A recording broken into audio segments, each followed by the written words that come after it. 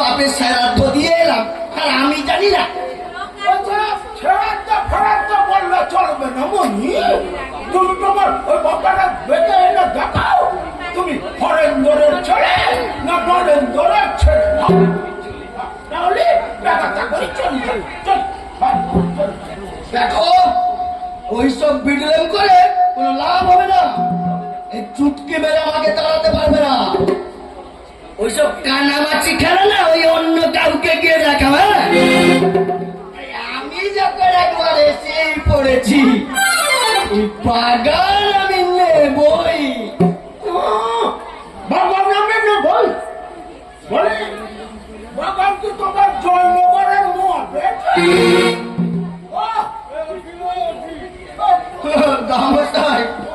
বেচব বলে না, অলরেডি একটা জায়গা থেকে 5 লাখ টাকা নিয়ে বসে আছি।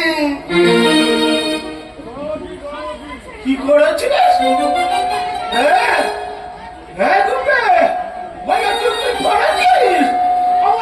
আমার কানরে বেঁচে তুমি 22 লাখ টাকা খেয়েছো? মাল্লা চাললে পেটিয়ে ঝাল তুলে নেবে। কি করেছিস না তুই? তোমার পা ধরছি, আমাকে এই টিপছাপটা দিয়ে দাও, দিয়ে দাও। চুরি মারলি? আমার বুকে চুরি মারলি রে?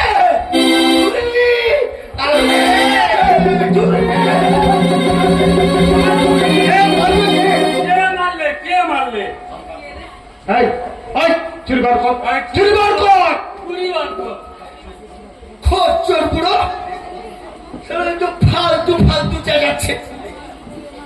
এই শালা, ওই তুই আমার সর্বস্বকে নাশ করবি না?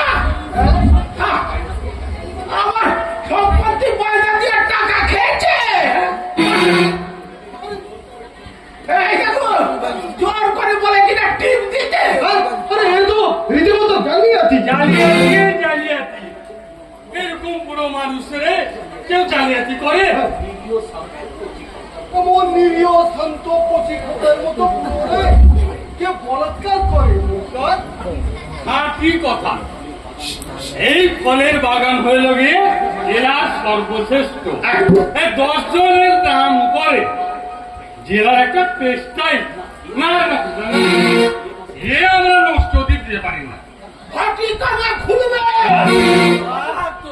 এই 7,000 নোট মেরেছে। কোন শালা? এই শালায় তোর দিয়েছে 7,000।